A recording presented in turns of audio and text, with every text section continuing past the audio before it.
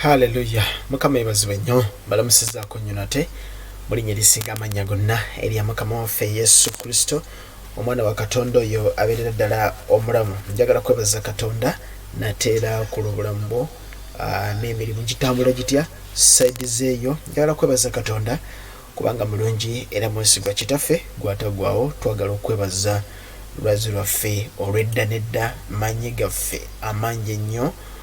Njagala kwebaza nate olwa kadde kano akalungi kotuwadde nkateeka mu maaso go nga kakitiibwa ssebo.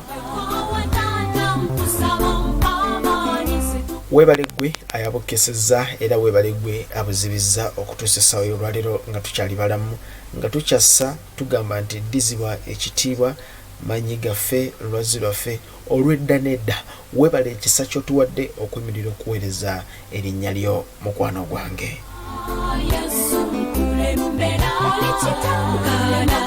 Mikwano gyaffe bonna bali eyo nga balina embeera gye bayitamu enyigirizibwa, balina embeera gye bayitamu ebanyega emitima, kitange nkusabye gondezaamu ku bulamu bwabwe bafune ku ssanyu.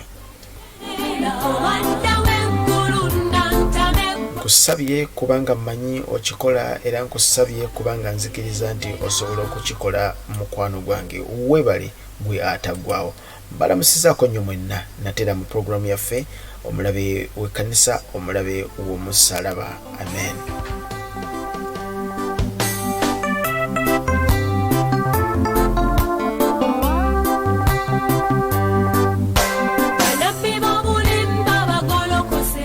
Mu nsonga eno tutunulira ebintu ebiwerako. Tutunulira ezimu ku njigiriza ez'obulimba mu puroguramu yaffe eno omulabe w'ekkanisa omulabe w'omussalaba.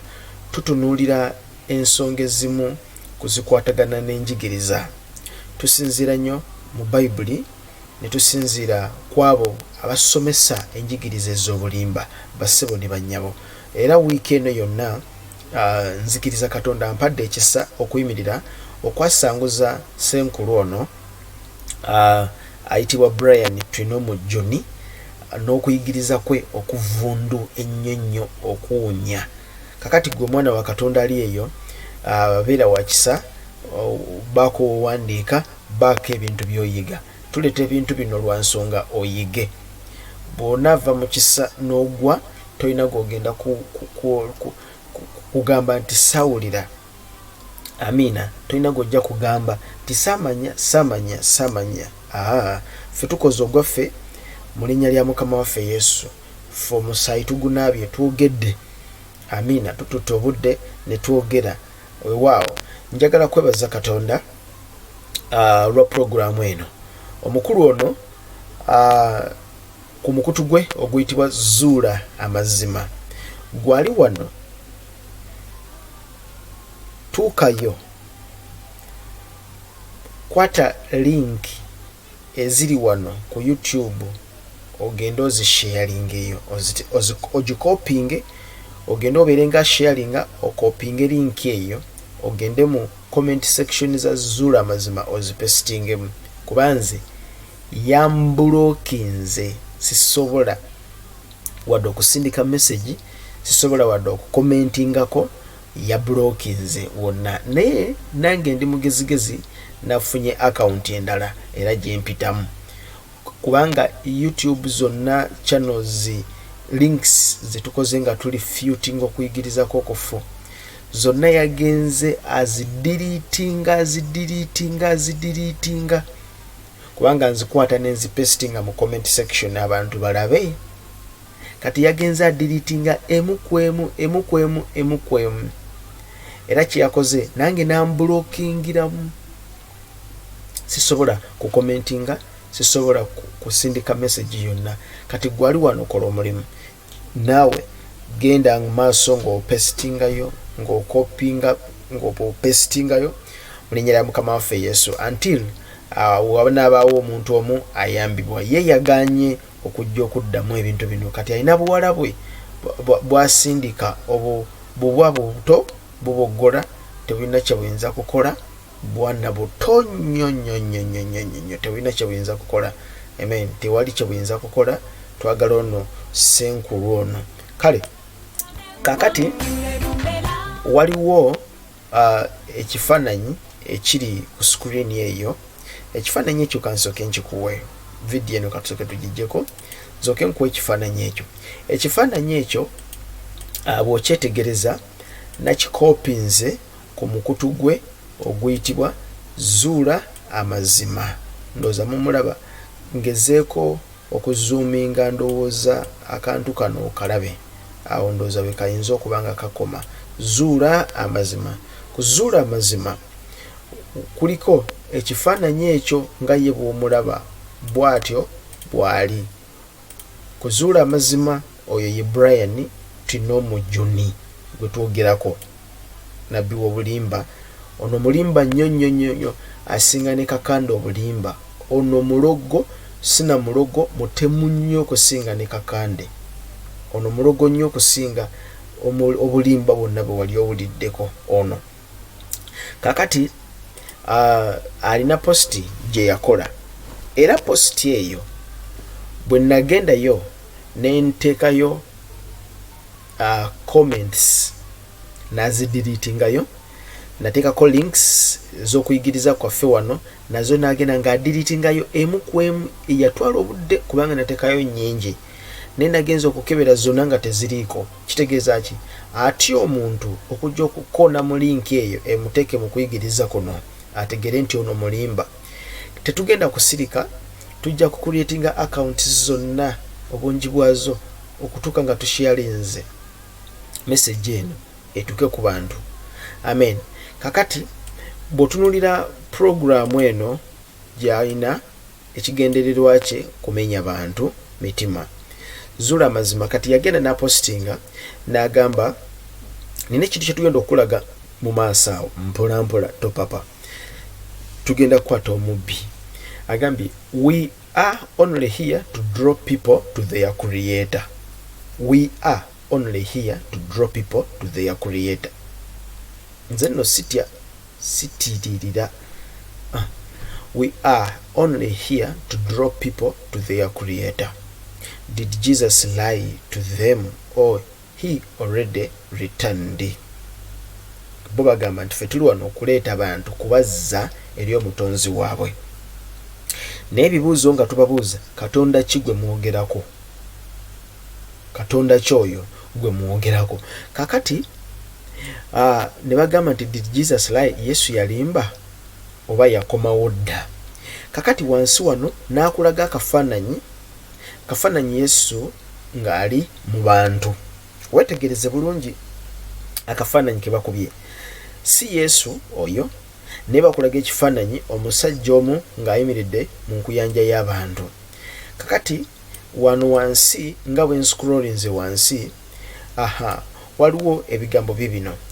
Jesus said, truly I tell you that there are some standing here who will not die until they see my return.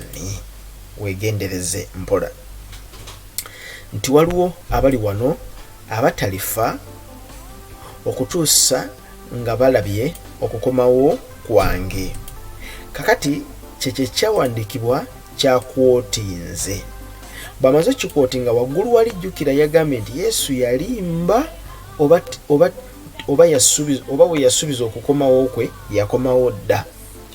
Kakati nkujjira ekyawandiikibwa kiri mu Mathew 16 olunyiriri lwa 28 ne Luka 9:27. Mukama yeebazibwe nnyo tuli ffenna. Mathew 16 ffenno tetunywa bitamiiza, tutegeera bulungi nnyo. Obwongo bukeera ku makya nga buli soba 10 butegeera obwongo. Amiina.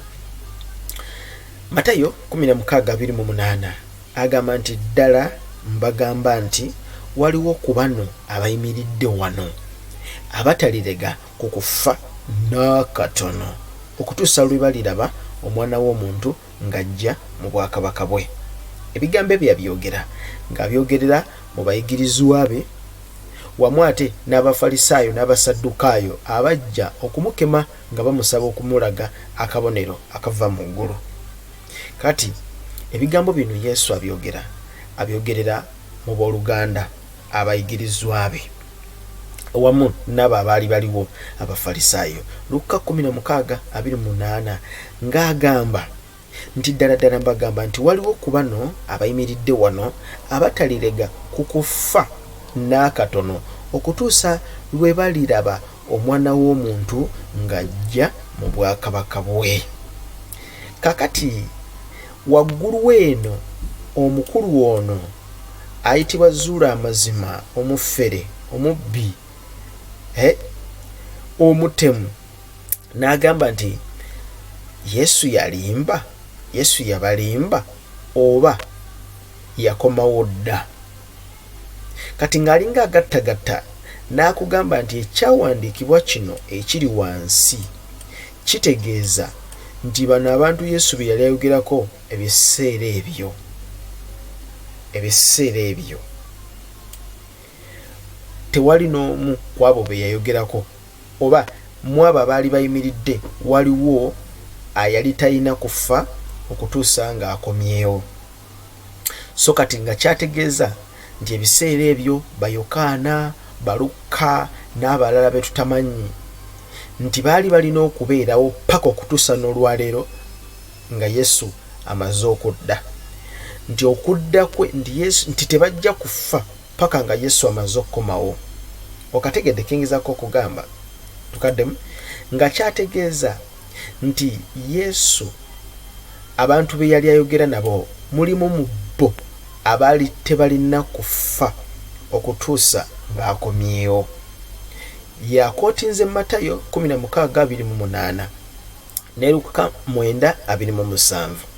Ddala mbagamba nti ku bano abayimiridde wano abatalirega ku kufa n'akatono okutuusa lwe baliraba omwana w'omuntu ng'ajja mu bwakabaka bwe. Kakati ye n'avaayo n'akola claim n'agamba nti buno bulimba. Yesu tannadda, bye yali ayogerako mu biseera ebyo baafa dda, ate nga yabagamba nti mummwe waliwo abatagenda kufa okutuusa waliwo abayimiridde wano abatalirega ku kufa n'akatono okutuusa lwe baliraba omwana w'omuntu ng'ajja mu bwakabaka bwe. Oba omufuna kati ye ng'ayimirira ng'akutegeeza this is total nonsense. Ze zimu ku nsonga zaawa ezamujja ku Bayibuli, nti Bayibuli ebintu byayo tebitegerekeka n'agisuula eri. Brian ono yalinga abuulira enjiri ku Family Radio, namuwulirizanga, namufollowinganga, nagobereranga ebintu by'engeri gy'abikolamu, naye era okugwa kwe twakulaba nga kujja. Kakati nina ekintu kye njagala okutegeeza nga tetunaba kugenda mu kyawandiikibwa kino.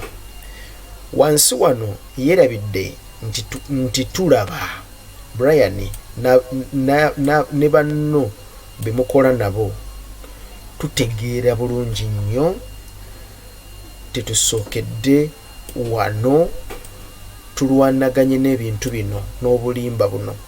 Bw'otunula wansi wano waliwo akagambo akawandiikiddwako no sense from the Bible.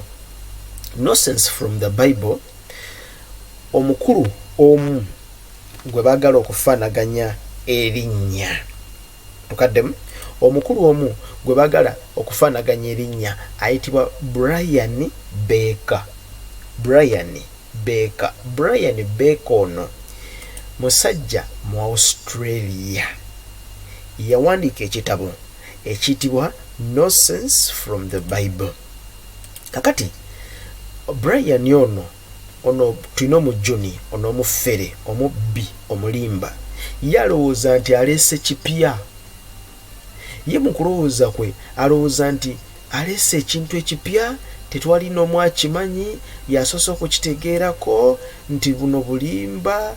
Mathew 16:28 ne Luka 9:27 bulimba, babaziba amaaso. Kati nti yalowooza yazze okutuzibula amaaso.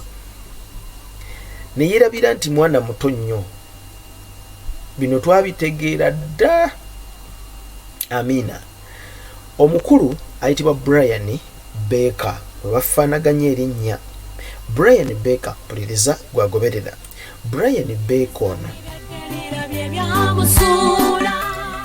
yali musajja musumba era ng'alina ekkanisa mu Australia. Omukulu ono yagwa ng'era ebintu ebimu ku byamusuula.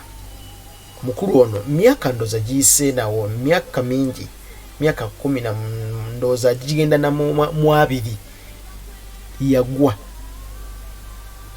Emyaka ndoza gitambulidde giri mu 2 yagwa. Ebimu ku byamusuula kwe kulabika nti yalemererwa okuyimirizaawo famire ye. Amaka ge gaakutuka, famire yamulema, famire yamulemerera. Ensonga mpitirivu nnyo lwaki famire yamulemerera, si kye tuzze okwogerako. Nekyo olina omanya nti okugwa kwe kwava ku famire. Amaka ge gaagwa. Ono ayitibwa Brian Baker yawandiika ekitabo ekiyitibwa Nonsense from the Bible. Akiwandiika amaze kugwa, kasita famire ye yamulemerera n'agwa.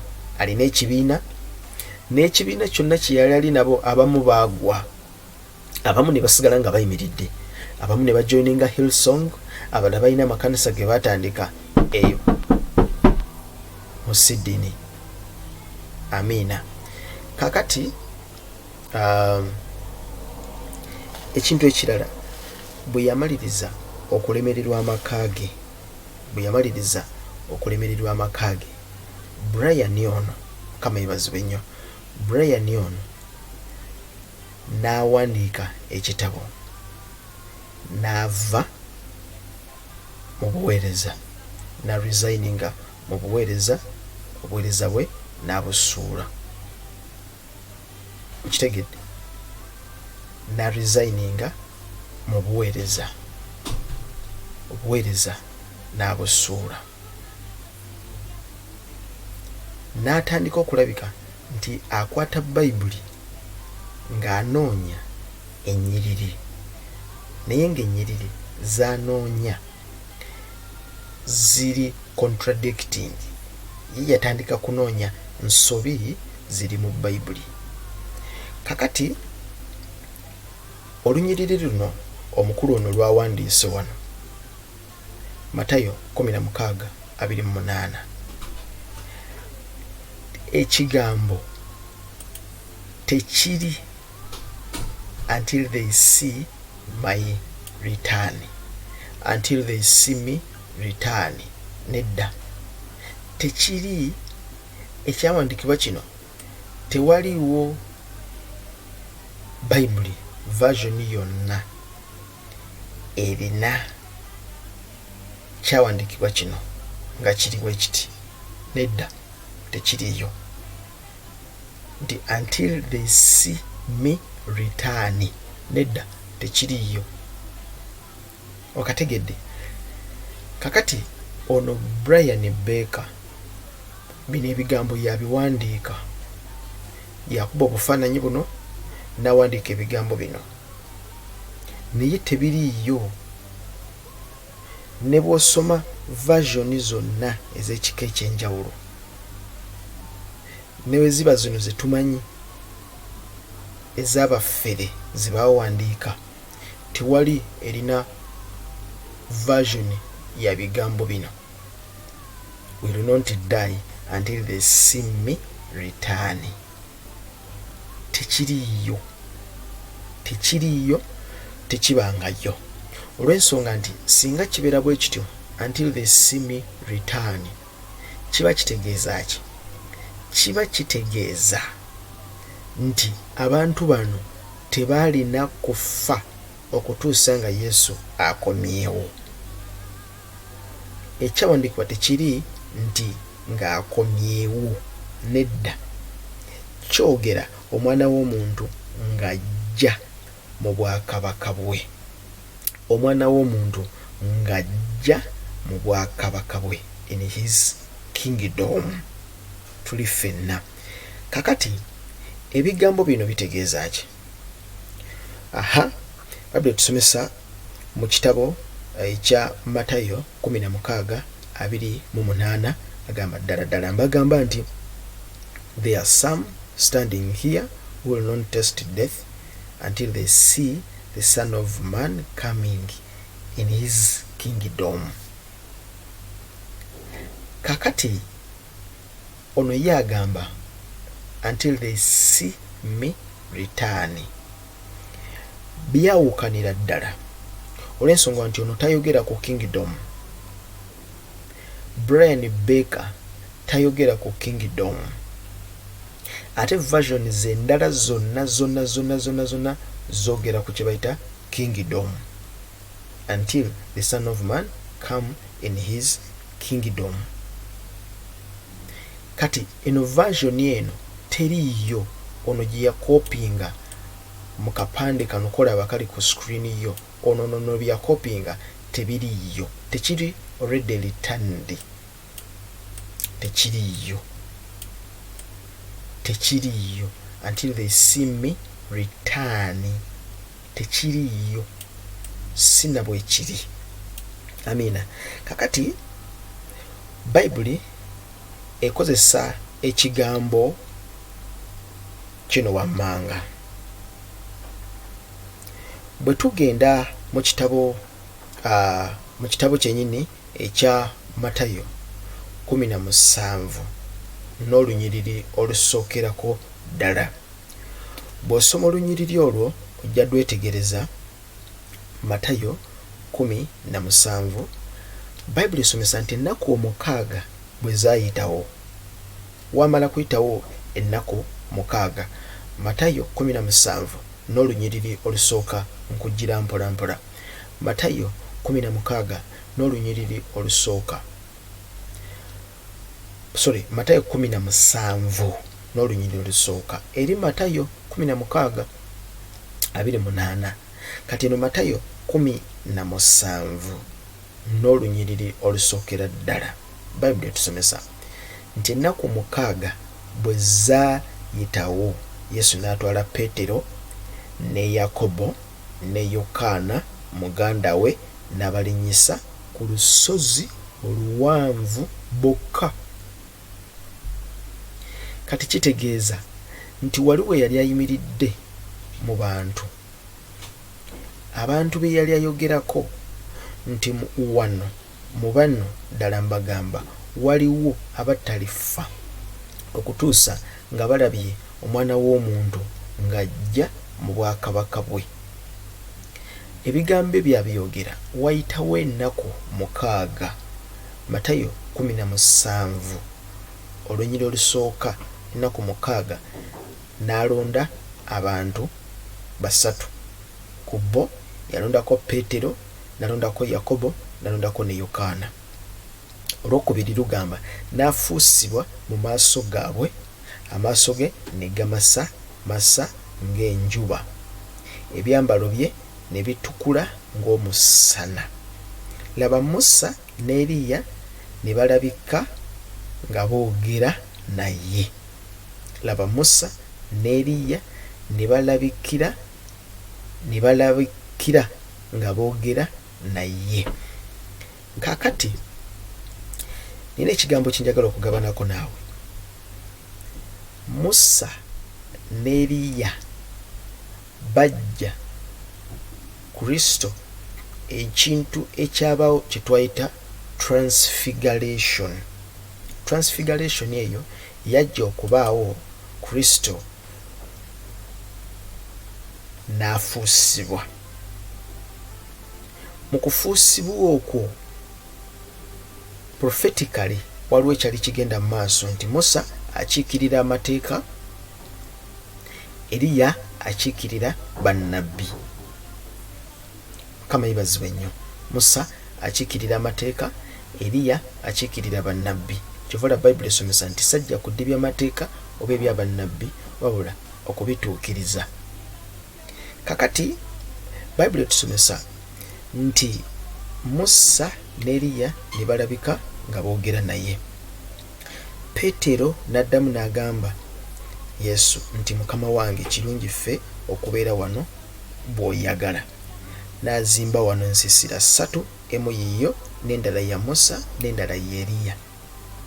Bwe yali ng'akyayogera, laba ekire ekimasamasa ne kibasiikiriza.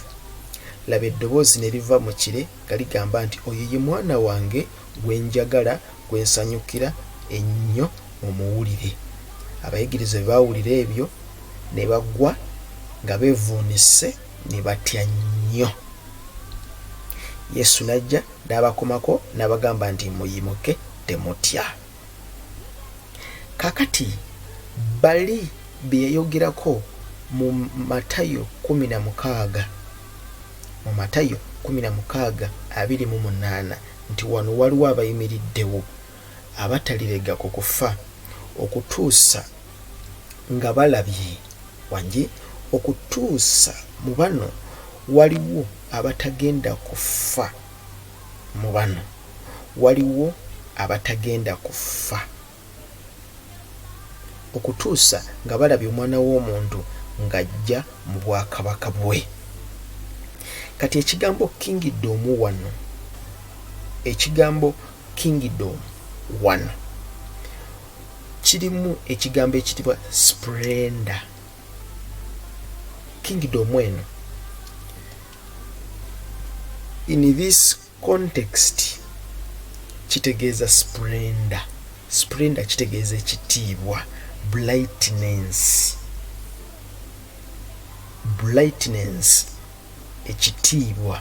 Boogera ku kitiibwa, ekitangaala. Kati obuzibu abantu bwe bakola, bamala gapositinga, bamala googera naye nga tebamanyi, tebakoze research, bapositinga bupositinzi. Kati ono yatomera butomizi n'apositinga n'agwa ku bitabo, ku bupositi obwa Brian Baker eyagwa bwe yawandiika. Kati naye n'abupositinga, yagwa naye n'abupositinga, awandiika obutabo. Akatabo kamu ke yawandiika kayitibwa Nonsense from the Bible. Kati ono bwe yakoopinga n'apositinga, naye byonna byawandiika ebigambo bye bisinga byonna biri contrary, tebikwatagana na Bayibuli. Kati kyova olaba nti mu kyawandiikibwa kino kye tupositinze wano, ne bw'oba ng'olina Bayibuli enfu, gy'omanyi nti nfu ya Luzungu, tegenda kwogera will not die until they see me return. Kakati oli yayogera akagambo until they see me return, yabiteekawo bigambo bye, yabiwandiikawo. Naye tewali Bayibuli eyogera nti until they see me return. Mpozi good news yeyinza okuba ng'ebirina, kubanga good news yo tugimanyi bulungi nnyo, y'Abaroma, yagwa. Good news Bayibuli yagwa. Good news mpozi yeyinza okuba ng'erina ebigambo ebyo, will not die until they see me return. Ekyo kifu, tekiri mu context, tekirimu, kifu.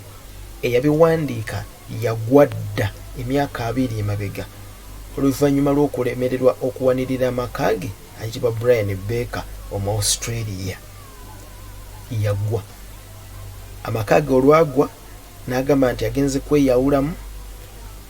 Bwe yagenda okweyawula yagwira ddala, n'atandika okujja ng'agamba nti Bayibuli mugiveeko, ndowooza ya muntu, eriwo okuwakula ntalo, eriwo okwawula maka.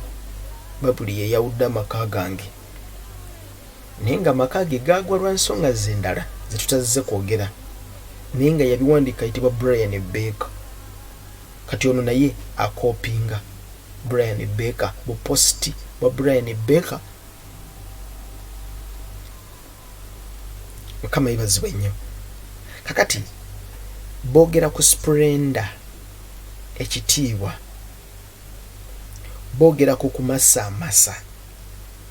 Mathew 16, ekitiibwa kyayogerako ayogera ku kumasa masa kitiibwa ki yali ayogerako ddala mbagamba no one will taste death. There are some who are standing here who will not taste death until they see the Son of Man coming in his kingdom.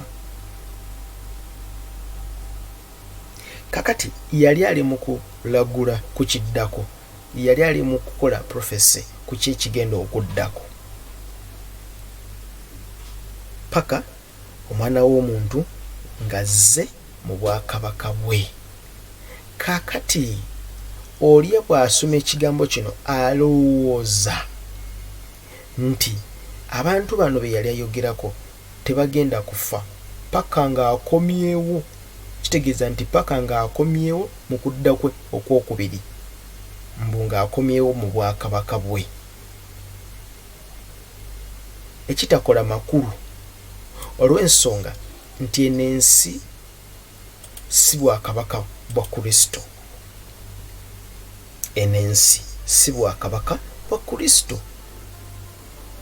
Obwakabaka bwa Kristo bufugira mu ffe munda kubanga ali munda mu ffe. Ali mu ffe w'amaanyi okusinga ali mu nsi. Kino ekyawandiikibwa kyali kyogera ku kitiibwa kye ekigenda okulabika. Yali ayogera ku kitiibwa kye ekigenda okulabika nti mu baana abali wano waliwo abatagenda kufa okutuusa nga bamaze okulaba ku kitiibwa kyange ekigenda okulabika. Hebrew ne Greek bakozesa ekigambo ekivaamu splendor ekitiibwa ne bajjamu kingdom. Tukategedde kati bwali boogera ku kitiibwa ekyali kigenda okulabika. Kyova olaba nti bw'ova ku Mathew 16 nodda ku Mathew 17 Bayibuli etusomesa Mathew 17 olunya olusookera ddala nti waayitawo ennaku 6. Waayitawo ennaku 6 Yesu yakwata abantu bali 3 ne bagenda ku lusozi Transfiguration Kristo gye yali ayogerako. Mu kuwaanyisibwawo abantu bano 3 bokka be basobola okulaba ku kitiibwa ekyo kye yali ayogerako. Eddoboozi ne lyogera nti y'ono omwana wange gwe njagala mumuwulire. Ne baggwa Bayibuli esomesa nti ne baggwa amaaso gaabwe kubanga baalaba kye baali batalabangako. Musa ne Eriya ne bakomawo. Musa ne Eriya ne bakomawo ne babalabikira.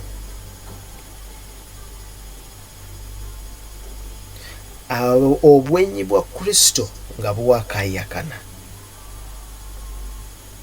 ng'omusana, engoye ze nga njeru. Kyali kitiibwa, kyali kitiibwa. Bwe twogera ku bwakabaka tolowooza nti ntebe eri awo etudde ku nsi, kabaka atudde wali eri nti kati ali mu kufuga. Nedda, buli bufugira mu ffe munda. Kakati Bayibuli etusomesa Mathew 17:3 nti Musa ne Eriya ne babalabikira. Petero n'agamba nti Mukama wange kirungi bw'oba oyagadde tukole wano ensiisira 3, emu yiyo, emu ya Musa, endala ye Eriya. Yali akyayogera ebyo, ekire ne kibasiikiriza ne kibabikka. Eddoboozi ne lyogera, y'ono omwana wange gwe njagala ennyo mumuwulirize. Bwe baawulira ebigambo ebyo ne bagwa wansi nga batidde. Ekyo Kristo kye yali ayogerako. ekyo kye yali ayogerako bwe bwakabaka bwe yali ayogerako obwakabaka bwe bwakka babulaba. Tukaddemu obwakabaka bwe babulaba. Obwakabaka bwe babulaba. They saw the Son of Man coming in his kingdom. Bakiraba kubanga bali baleese, bali bazze okuwanyisa. Kwata amateeka tuukiriza, eby'obunnabbi byonna bituukirire. Kyolaba obunnabbi n'amateeka bituukirira mu Kristo. Kati ekibuzaabuza abantu kekana kagamba see the Son of Man coming in his kingdom. Kati oli abeera alowooza nti until now bano ba Petero ne ba Yokaana baali balina okubeerawo, bakaddiwe babeeraawo, bawangaaliraawo, tubalabeko, tumanye nti bali wali, nabo balindirira okudda kwa Kristo. Nedda. Bwe tuba tusoma ekitabo kino olina okwegendereza nnyo makulu ki amakusike ageekwese mu kitabo kino, mu bigambo ebyo ebiri awo. Kubanga bw'otunulira bw'ova ku Mathew 16 odda ku Mathew 17 wayitawo ennaku 6. Kiri kye yayogera ne kituukirira mu Mathew 17. Yabatwala, ekitiibwa ne kibabikka. Ekitiibwa ne kibabikka. Tukaddemu, ekitiibwa ne kibabikka. Ekitiibwa ne kibabikka. Bwe bwakabaka bwe yali ayogerako, bano bwe baali balina okulaba nga bukka. Yali ayogera ku kitiibwa nti mu bo waliwo abatagenda kufa okutuusa nga balabye ekitiibwa ekyo, era kyabaawo era baakiraba. Kati tekitegeeza nti baali balina okuwangaala babeerewo bamulabe. Kati ono omulimba oyo gwolaba ali ku screen yo, ye muli alowooza nti kati bw'apostinga obufaananyi obwo akoze nnyo, nti olwo kati abantu abakutte, bubuno obulimba tubukutte. Ye ndowooza ey'omutwe gwe. Era okugwa kwe kufaanagana n'okwa Brian Baker naye yali abuulira enjiri ey'amazima ng'alina ekkanisa ezimu mu Australia ennene, naye amaka ge bwe gaagwa bino bye yatandika. Kati ono akoppa byoli bya Brian Baker. Onateeka okuba nga yasoma ekitabo ekya Brian Baker ekitibwa Nonsense from the Bible, nakisomako. Amazon naye ekitunda, osobola nawo kidownloadinga. Kati ono nebye yakoppa byatambuza. Kati ye mu kulowooza kwe alowooza atulina, mu kulowooza kwe alowooza amanyi nnyo. Ndowooza tukategedde, katukomaawo mu linnya lya Mukama waffe Yesu. Mbagala nnyo, mbagaddala, oli ku Just Gospel Media Uganda. Mukama akumpeera omukisa. Maliriza nga nkutegeeza nti Mathew 16:28 bayogerako nti wano waliwo abayimiridde wano abataliregako kufa okutuusa nga balabye Omwana w'Omuntu ng'ajja mu kitiibwa kye. Nga balabye Omwana w'Omuntu ng'ajja mu kitiibwa kye. We tuva ku Mathew 16 tudda ku Mathew 17. Mathew 17 Kristo obunnabbi bwe yayogera butuukirira. Bwe yayogera mu Mathew 16:28 obunnabbi obwo butuukirira mu Mathew 17. Ennaku 6 bwe zaayitawo Yesu n'atwala bano abantu basatu be yayogerako wali nti waliwo wano abayimiriddewo abataliragako kufa. Yabyogera ebyo mu kubituukiriza n'abajjamu be yalonda: Peetero, Yakobo ne Yokaana, n'abatwala. Mu kubatwala ekitiibwa kya Katonda. Mukama waffe yeebazibwe nnyo kubanga yali yakibasuubiza dda bano nti tebalifa nga tebakirabye. Kati ekitiibwa ekyo, kubanga ekigambo kino ekitibwa kingdom mu context eno kitegeeza splendor, okwakayakana, ekintu ekimasamasa naye nga kyamaanyi. Ne kikka ne bakirabako ne bakijjulira nti bakirabye ne bagwa wansi. Ekyo kye baalaba ekyo ye mwana w'omuntu, ye Kristo yennyini, kwe kumasaamasa kwe. Yali ayogera ku kitiibwa ekyali kirina okukka bano bakirabeko. Simple as that. Ekitwawukanya ki? Ekitwawukanya ntegeera, kukakkana na kuyiga. Mukama bampeera omukisa, mbaagala nnyo, maanyi ag'omwoyo omutukuvu. Nga vidiyo eno bwe tugikoze wano nabo ku Facebook nabo tugenda kugibaweereza bagirabeko. Gwasobola sharinga ne banno tusobole okukola omulimu guno mu linnya lya Mukama waffe Yesu. Amen.